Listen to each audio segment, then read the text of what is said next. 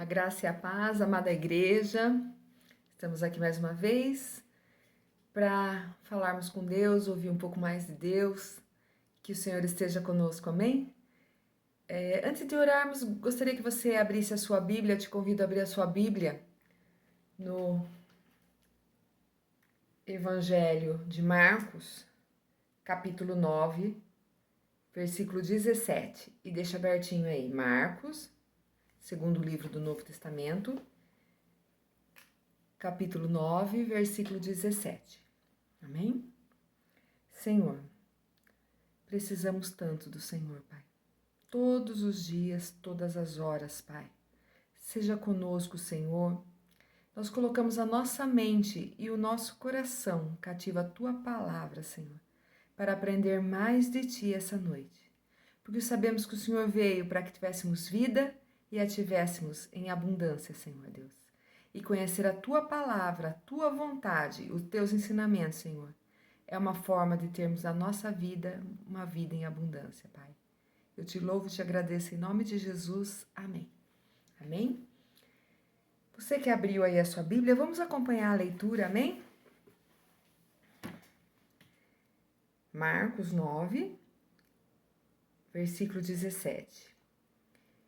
E um da multidão respondendo disse: Mestre, trouxe-te meu filho, que tem um espírito mudo, e este, aonde quer o apanha, despedaça-o e ele espuma e range os dentes, e vai se secando.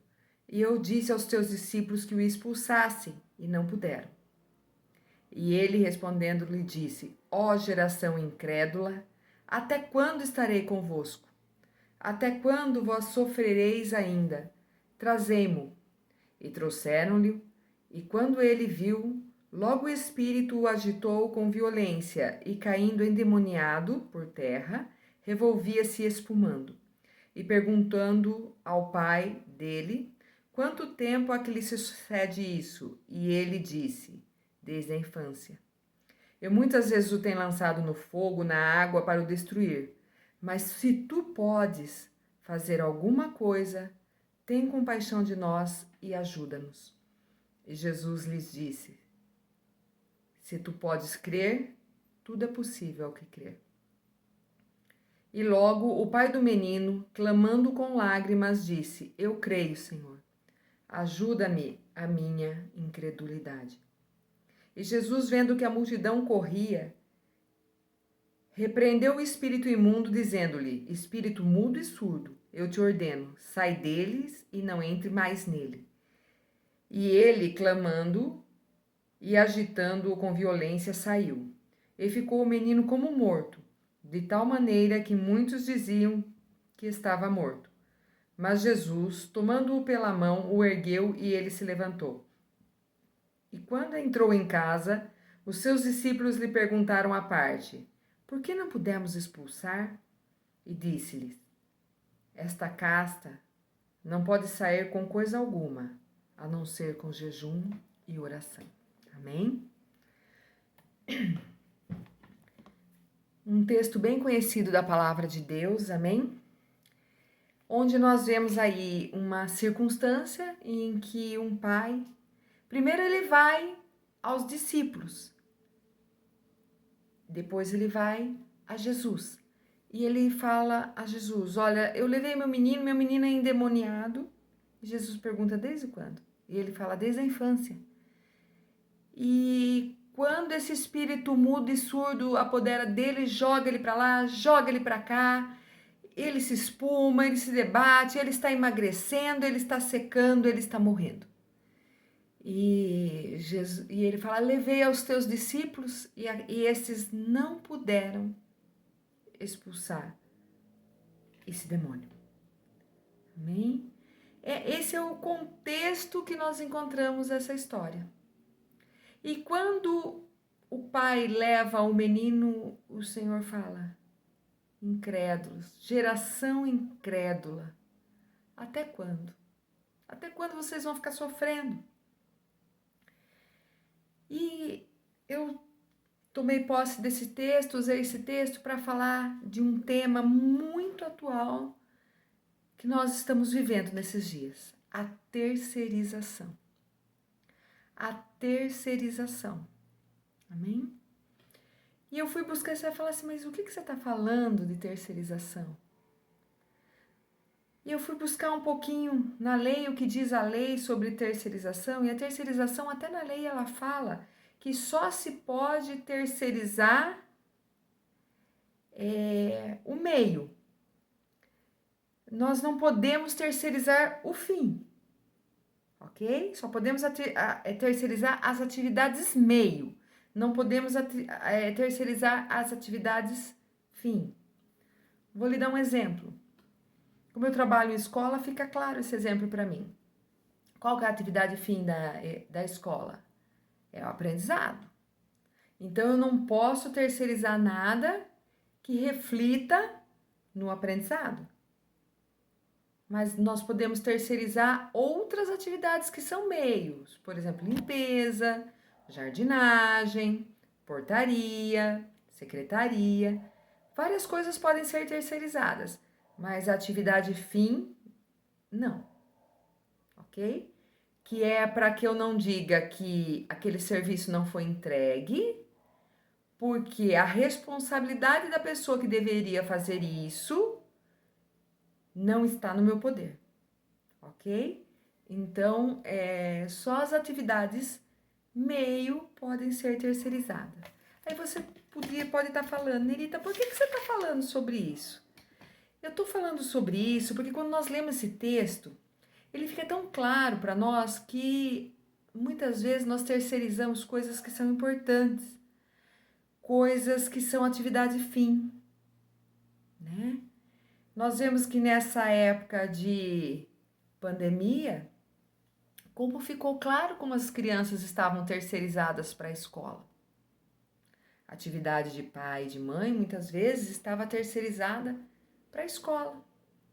Às vezes, a atividade de pai e mãe, uma atividade fim, a educação, estava terceirizado para babá, para televisão, para tia, para avó. E quando nós tiramos o centro daquilo que é para ser, que é a atividade fim, nós terceirizamos, nós colocamos a responsabilidade em outrem, as coisas não dão certo. Quando nós terceirizamos coisas que são para nós fazermos e terceirizamos na responsabilidade de alguém, as coisas não dão certo. E aqui nós vemos, nesse texto que nós lemos, para nós entendermos um pouco sobre a terceirização da fé. Aqui o pai, primeiro ele foi procurar os discípulos. E aí ele chega para Jesus e fala que os discípulos não conseguiram resolver aquele problema. Porque eles estavam procurando alguém que pudesse terceirizar esse serviço. Pense sobre isso. Terceirizar aquilo que era a parte de Jesus e aquilo que era a parte minha, a parte sua, a parte daquele pai, não é? Porque daí, se não der certo, foi culpa, do irmãozinho lá, do discípulo que estava sem jejum e oração. Não estava em jejum e oração, aí, tá vendo? O menino continua endemoniado, né? Você foi buscar alguém para orar, por exemplo, no seu casamento, as coisas continuam mesmo, porque a irmãzinha que foi orar, eu acho que ela não estava em jejum e oração, porque, não aconteceu nada. A tua saúde não estava muito legal, você foi buscar aquele pastor ungido, né? Um homem de Deus para orar e não aconteceu nada. Eu acho que aquele pastor não estava em jejum e oração. E aí a gente vai terceirizando, porque daí a gente tem alguém para colocar a culpa, e isso é humano, né? A culpa é da igreja, a culpa é do pastor, a culpa é do irmão, ou como diz o pastor Felipe Seabra, a culpa é da rezadeira, não é? E aí, quando ele tentou a terceirização, que era através dos discípulos, e aquilo não aconteceu, aí sim há um posicionamento do pai. Aí sim há um posicionamento daquele pai, e essa palavra ela nos instrui muito, ela nos instrui sobre posicionamento da minha parte, da sua parte. É quando ele chega e fala para o Senhor Jesus: olha, eu levei para os discípulos, eles não puderam resolver o problema. É possível para o Senhor? Aí o Senhor fala: se é possível, tudo é possível ao que crê. Eu queria que você analisasse bem esse versículo. Se é possível, tudo é possível ao que crê. Então, nesse versículo, nós vemos que tem a parte nossa, que tem o nosso correr atrás, que tem o nosso crer e o nosso fazer, né? O Pai, ele precisou ir até Cristo, ele precisou ir até o Senhor, amém? E aí, quando ele chama a todos, ele não chamou seus discípulos de incrédulos, ele chamou a todos, ele chamou de geração de incrédulos. Será que nós estamos vivendo esses dias geração de incrédulos? Será que nós estamos na geração de incrédulos? Nós estamos terceirizando o serviço da fé e o Senhor precisou dar um basta em nós, né? Quanto crente às vezes deixava a comunhão com seus irmãos para ir ver um show na igreja show, para ir ver alguém, o irmão ungido, o pastor ungido. Aí o Senhor deu um basta em tudo. E Ele nos colocou dentro das nossas casas, para que nós fôssemos sacerdotes e sacerdotisas da nossa casa. Para que nós lembrássemos que lá no Velho Testamento havia o véu. E somente o sacerdote entrava após o véu. Então, se algo desse errado, se aquele sacerdote estivesse em pecado, ele morreria ali. E aí, se as coisas não dessem certo, as suas petições, aquilo que você colocou na mão do sacerdote não deu certo, a culpa era do sacerdote. Quando o Senhor vem, a palavra de Deus diz que com a morte e a ressurreição de Cristo, o véu foi rasgado de cima a baixo, para que hoje eu e você tivesse acesso ao Pai. Então essa figura do pai desse menino conversando com o próprio Jesus, ela nos remete a essa sensação e essa situação e essa segurança que o Senhor nos deu, e Ele nos diz e Ele nos reforça que o véu foi rasgado para que eu e você tivesse livre acesso ao Pai. Amém? E aí o Senhor precisou acontecer toda essa situação na nossa vida para que nós, eu e você, lembrássemos que eu e você temos acesso ao Pai. Porque quando o Senhor morreu, Ele morreu por um, Ele não morreu por dois, Ele não morreu por uma cidade, Ele morreu por toda a humanidade, para que eu e você tivesse acesso ao Pai. Amém? Aleluia? Até aí estamos juntos? Aleluia? Aí quando ele fala da nossa responsabilidade, a nossa responsabilidade, amém? Aí quando o pai entende que ele não podia terceirizar aquilo, que aquilo era entre ele e o Senhor. A petição era entre ele e o Senhor. Toda vez que você for fazer uma petição, lembre que a sua petição é entre você e Deus, aquele que rasgou o véu. Amém? Para que você entrasse. Aleluias. Só há duas coisas: o impossível e o improvável. A palavra de Deus nos diz que o Senhor é o Deus do impossível. Ele pode fazer um milagre com nós que somos improváveis, com situações improváveis. Mas não fala que Ele é o Deus do improvável, Ele é o Deus do impossível. Então, toda vez que nós vamos chegar diante de Deus e nós vamos pedir a Deus, nós temos que fazer essa triagem. Isso que nós estamos pedindo, ele é impossível ou ele é improvável? Amém? Eu quero que você classifique as coisas do impossível e do improvável. Quando aquele pai chegou diante de Deus, ele teve que classificar o que era impossível e o que era improvável. Eu vou te dar um exemplo de improvável, porque impossível, quando você pensa, você já sabe o que é impossível. Isso é impossível, isso é com Deus, porque isso faz a característica do impossível. Sempre eu digo na igreja que abrir o mar é com Deus, marchar é conosco. Amém? O impossível era abrir o mar, isso é com Deus. Isso é atividade de Deus, isso é para Deus. Marchar é para nós. Às vezes nós queremos que o Senhor nos ajude a marchar e nós queremos com as nossas mãos abrir o mar vermelho. Amém? E aqui, o que é uma coisa improvável? Vamos dar um exemplo de improvável. Por exemplo, um jovem de uma família humilde, com poucas posses, ele se formar um médico é impossível ou é improvável? É improvável, mas não é impossível. E quando nós caminhamos e quando nós falamos sobre improvável, tem uma parte bem grande nossa. Esse jovem vai ter que estudar muito mais. Esse jovem vai ter que se esforçar muito mais. Porque todo mundo que passou pelo improvável teve a mão de Deus, teve sim. Mas teve a parte dele, que todo mundo que vai dar esse testemunho do improvável, ele conta como foi a parte dele.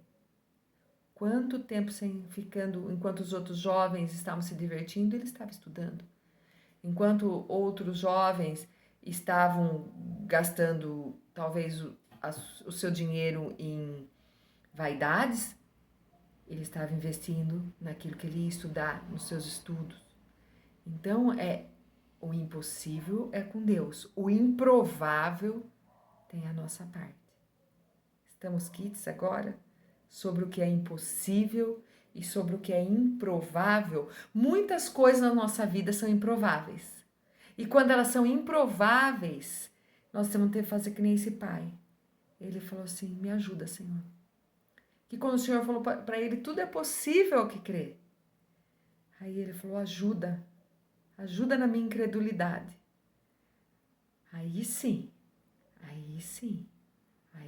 nós estamos conversando a linguagem de Deus. O impossível você vai direto para ele.